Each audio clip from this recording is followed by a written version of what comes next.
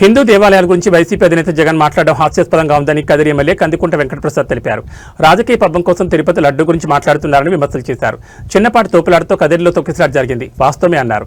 కదిరి తొక్కిసలాటను రాజకీయం చేయడం విడ్డూరంగా ఉందన్నారు. తిరుపతికి ఏ రోజైనా సీఎం హోదాలో వెళ్లి శ్రీవారికి పట్టువస్త్రాలు సమర్పించావా? కదిరికొచ్చి లక్ష్మీ నరసింహస్వామికి పట్టువస్త్రాలు సమర్పించావా అని ప్రశ్నించారు. కదిరి తొక్కిసలాటలో క్షతగాతులను పరామర్శించడానికి మీరు కానీ మీ పార్టీ నాయకులు కానీ వెళ్ళలేదని, బాధితుల గురించి మాట్లాడుతున్నామని మండిపడ్డారు.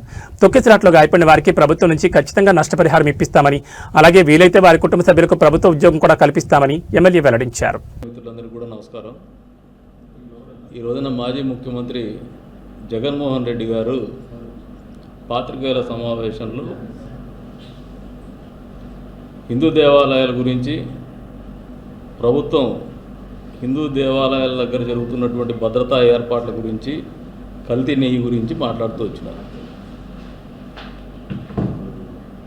కదిరికి పులివెందుల పక్కనే, ఎంతో దూరంలో లేదు.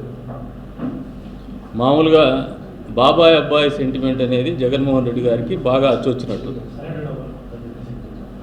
ఒకసారి బాబాయ్ హత్య ఉదంతాన్ని పక్కదోవ పట్టిస్తూ అధికారంలోకి వచ్చినటువంటి జగన్మోహన్ రెడ్డి గారు మళ్ళీ ఇంకొక బాబాయ్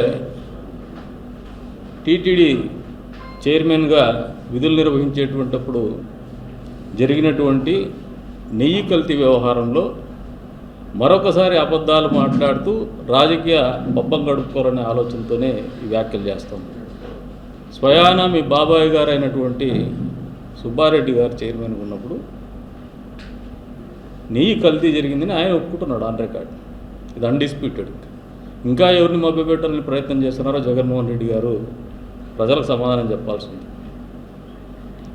ఇకపోతే ఈ క్రమంలో ఆయన వివిధ దేవాలయాల గురించి మాట్లాడుతూ ఇప్పుడే ఫ్రెష్ అంటున్నాడు. ఇంకా కదిరి సంఘటన గురించి, కదిరిలో బ్రహ్మోత్సవాలు జరుగుతున్నాయి.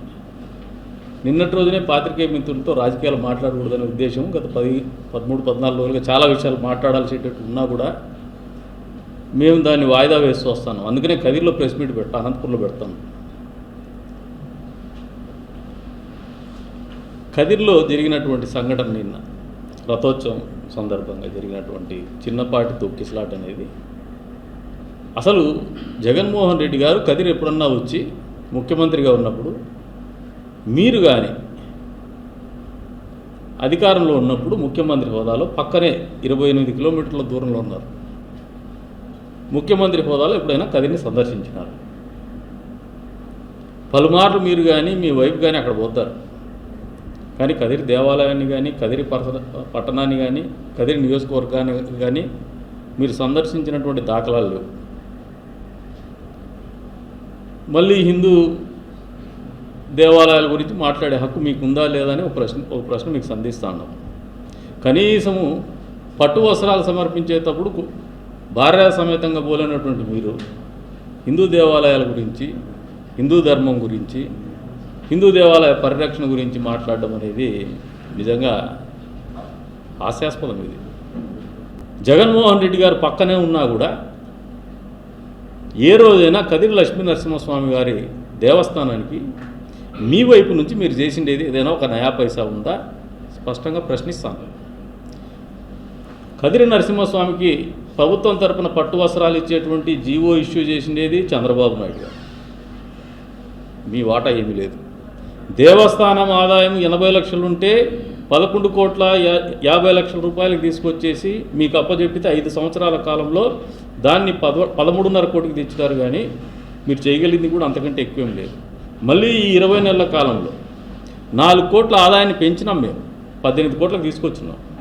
ఈ బ్రహ్మోత్సవాల తర్వాత ఇంకా కొద్దిగా లెక్కలు వస్తాయి, ఇంకా పెరుగుతుంది మా ఈ దేవస్థానము అభివృద్ధి కానీ, ఈ ప్రాంత అభివృద్ధి కానీ ఏదైనా జరిగిందంటే అది చంద్రబాబు నాయుడు గారి ముఖ్యమంత్రిగా ఉన్నప్పుడు ఆయన ఆలోచన మేరకు తెలుగుదేశం ప్రభుత్వం, కూటమి ప్రభుత్వం హయాంలోనే జరిగింది. కానీ మీరు చేసింది ఒరగబెట్టింది ఏమీ లేదు.